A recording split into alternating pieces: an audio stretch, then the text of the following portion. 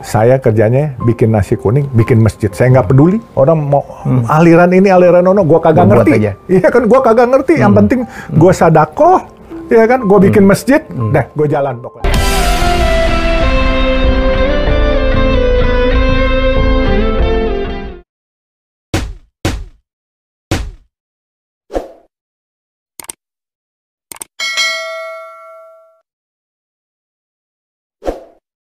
Dan saya punya program setiap Jumat.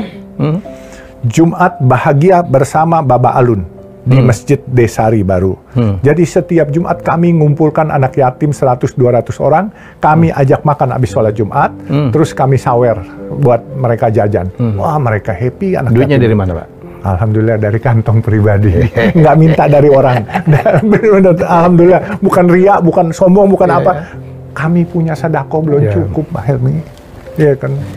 Sementara ada ya segelintir orang yang mengatakan ya, terutama orang-orang kita sendiri ini yang mengatakan bahwa hidup itu nggak boleh, ya seolah-olah kadang-kadang mengatakan kaya itu salah gitu. Ada yang sampai begitunya tuh.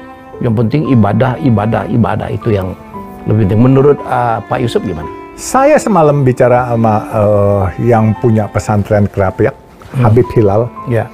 Itu Kiai Langitan lah, kalau Gus Dur bilang. Dia malah bilang orang Islam itu harus kaya. Jadi ibadah wajib. Iya, wajib. Tapi bekerja untuk kaya juga wajib itu katanya. Ada ayatnya katanya. Supaya jadi, bisa nolong orang kan? supaya bermanfaat buat orang. Iya. Jadi makanya saya diminta bikin mata air. Jadi mata air ini mengalir terus walaupun kita sudah meninggal, anak cucu kita itu bermanfaat buat orang. Nah, untuk itu bagaimana buat mata air? Kita ngebor aja pakai duit. Terus kalau kita ibadah kita kagak ada duit, bagaimana kita ngebor? Nggak ada yang gratis. Nggak ada yang gratis. Kalau ngebor tuh bisa 200 meter. Masa kita pahatin satu-satu, kita sampai tua juga kagak nyambung nih. Jadi kita harus bayar orang, bayar teknologi, bayar apa. Oleh sebab itu saya selalu bilang sama teman-teman, rupanya di Islam itu kaya tidak diharamkan, kaya itu malah diwajibkan. Iya, diwajibkan. Yang melarang tuh nggak ada kan? Kan ada kata-katanya. Carilah uang sebanyak-banyaknya, seolah-olah engkau akan hidup 1000 tahun lagi. Betul. Tapi berbuatlah amal sebanyak-banyaknya, seolah-olah engkau akan mati besok pagi. Itu yang diajarkan. Makanya siapapun yang beragama apapun, yang penting perilakunya. Percuma kita pakai baju pendeta, kita pakai baju koko, pakai peci bagus, tapi kalau perilaku kita barbar bagaimana? Ya kan, yang penting kan perilakunya. Ya kadang-kala maaf saudara-saudara kita kalau sholatnya rajin, ya kan. Tapi berbuat yang tidak baiknya juga rajin. Nah ini nggak sinkron. Biar balance ya, Bre. Nah nggak bisa balance gitu. Tapi memang ya, Bang Helmi ya, setuju. Perbuatan baik itu tergantung kita dan tergantung ridho ilahi. Sebab karakter manusia di dalam dirinya ada baik dan jahat. Tinggal bagaimana niat kita yang kuat, mau yang jahat atau yang baik. Kita yang tentukan.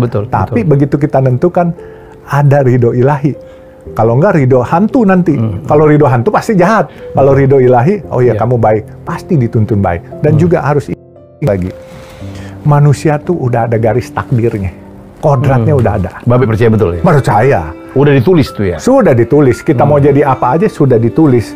Saya bilang sama teman-teman, kaya itu bukan materi loh. Kaya tanpa kehormatan juga nggak ada guna. Ada gunanya. Iya, and honor itu yang penting. Kita dihormati orang. Kaya bermanfaat untuk orang banyak. Jangan kaya bermanfaat untuk diri sendiri. Makanya kalau maaf Helmi, saya bukannya pakaian saya begini aja. Saya juga nggak berasa orang kaya. Kaya itu yang penting hatinya. Hati kalau empati, simpati, dan bisa belas kasihan, bisa nolong orang, itu kekayaan yang sebenarnya. Sebab nolong orang kan bukan pakai materi aja, pakai nasihat, pakai senyum, pakai tenaga, itu kan bisa. Tapi kalau kita hanya iri dengki, ya itu kita juga nggak ada guna. Makanya kan kekayaan harus dicari sebanyak-banyaknya dengan cara halal. Penting. Dan digunakan sebanyak-banyaknya untuk yang bermanfaat. Betul. Saya, kalau tadi Pak Helmi bilang pakai jam tangan harusnya miliaran, manfaatnya apa buat saya? Muternya sama, jamnya sama, iya kan, waktunya sama. Cuman kalau beli jam 2 juta, 10 juta wajar lah saya. Tapi kalau pakai miliaran, hati saya sendiri nggak tega. Kan ada yang jutaan dolar jam ya, Be?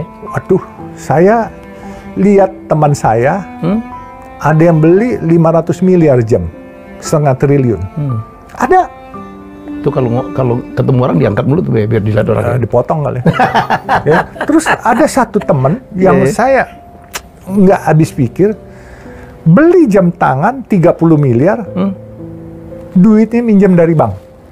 Segitunya? Yes. Bayar bunganya 600 juta per bulan. Per bulan. Emang kalau dia pakai ini bisa beranak emas? Kagak. Cuman buat gengsi doang. Gengsi makan biaya, bos. Ya kan, nggak ada guna. Mendingan duitnya kalau 30 miliar. Nolong orang. Bikin lapangan pekerjaan. Mempekerjakan orang. Itu kan nolong orang. Ya kan, kalau nggak bikin kebajikan. Bikinin sumur bor, orang-orang yang kekeringan, apa kan, kasih bibit-bibit tanaman. Ini kan lebih bermanfaat.